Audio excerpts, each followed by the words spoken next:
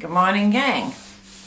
I'm sorry that I've missed out on a couple of days, but I've been thinking I would rather just miss out a couple of days and think what I'm going to present next than just run off at the mouth just to fill the space. I think this is going to be worthwhile. I want to talk to you about hypermobility and study. As I've said to you before, hypermobility is, a new topic. Not many people are studying it, not many people are concentrating on it, and even fewer understand it. It is not just about flexibility. How many times have I said this? It is not just about flexibility. It's about a collagen mutation that happens genetically, that affects the bones and muscles and joints, and everything about your body is changed by this collagen, this protein in your body, even your brain. So when you do anything and you're talking to me about asanas, now I have alerted you in newsletters, in assessments, in everything that I do with you in these videos. Now I have alerted you to hypermobility. I want you to understand it more, and I want you to watch for it. If you don't, I will pull you up and I'll say, excuse me, you've done this, but that's not about hypermobility. I want you to take it a bit further. If you get upset by that, that's not what the teaching relationship is about. When you are a student and I am a teacher and we're working at a tertiary level, it is my job to say to you, please do that again. It does not mean I don't love you. It does not mean that I think you're stupid. It does not mean that your work is worthless. It means that there is another step to take. You can stay down the back of the bus if you want. If you keep on sending me in the same stuff, that's what will happen. Eventually I'll say, okay, you just want to think of it this way. Okay? That will be reflected in your grading, but you'll still pass. But you won't be thinking of it in a larger way. I want to expand your thinking, not just go along with you because you're in a hissy fit. Okay? I've done lots of study in my life.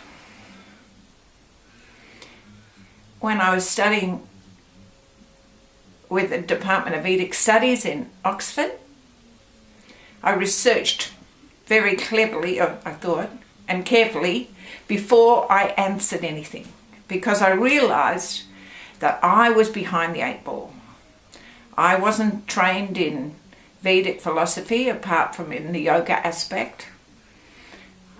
I had done some Sanskrit, but I wasn't fluent. I didn't think like a Vedic scholar.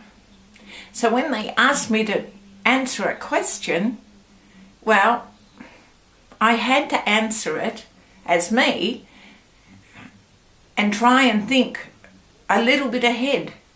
How could I answer it deeper? I often got 100%. When I got 100%, I used to send the assignment back to them. And I would send a very nice little letter saying, excuse me, you gave me 100%. Can you please re-look at this assignment and tell me where I can do better? I am not interested in 100%. I am interested in doing better. They thought I was most strange, but they complied. What I'm doing is saying, okay, I could give you really good marks for this, but it's not answering the question as deeply as you could. If you look at other magazines and you do some research that goes back a ways into hypermobility, it will not be helpful, because hypermobility used to be thought about as just flexibility. And some of the magazines say the most incredibly, I don't know how to express it, difficult things. You know, they say that if you've got if you're hypermobile and it's reflected in your knees, and you're doing plank, then the way to do plank better is to bend your knees. Well, that only answers half of the problem.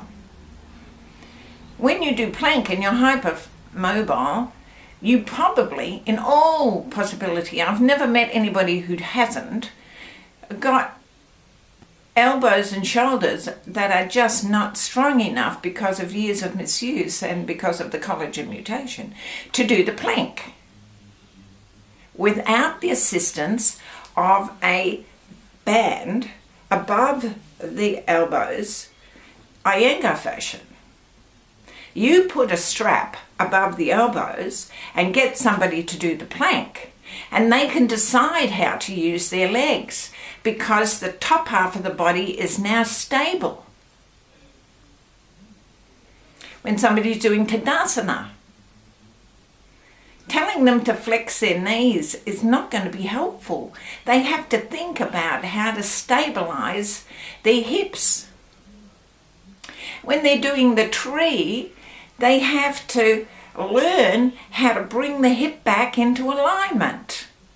When they bring the hip back in alignment, then we can think about the knees, but it's the hips first. You know, even Paul Greeley in his early work, not so much in the later work, in the early work said, don't overlook the major joints in order to facilitate the limbs.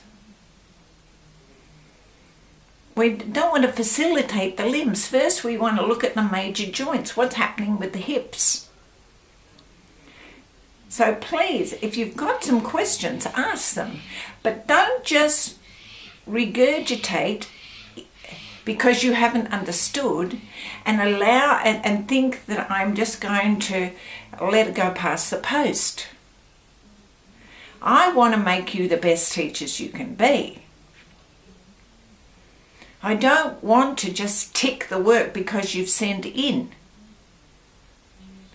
They do that now in primary school. You just have to turn up and that's okay.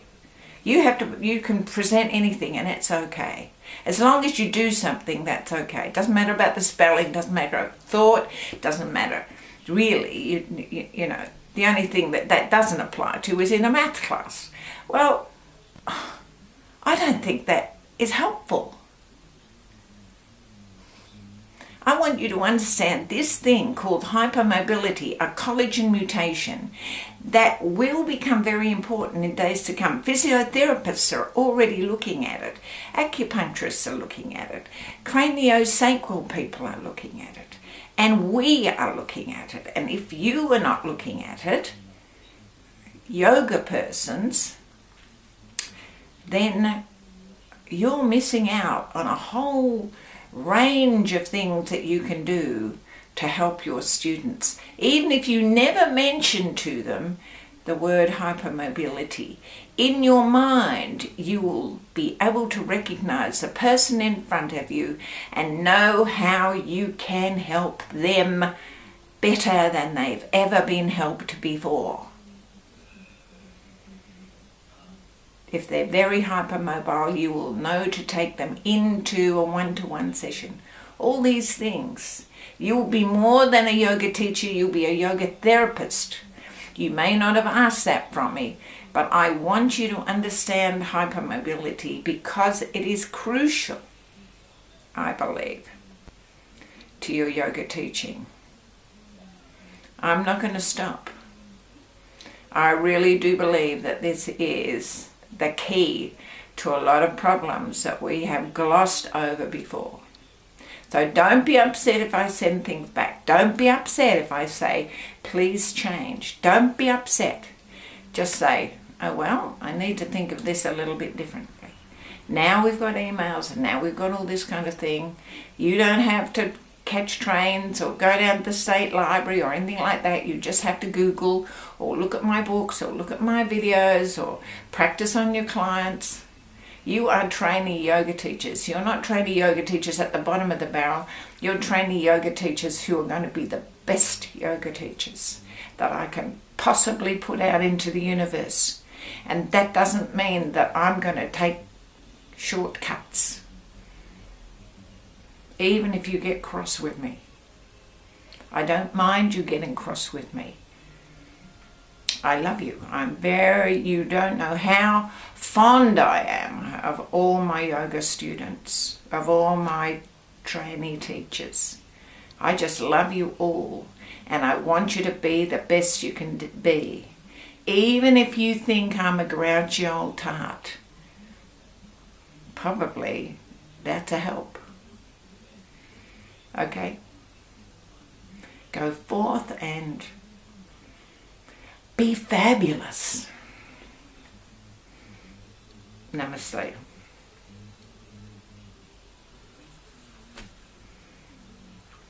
You can be better than you ever thought you could.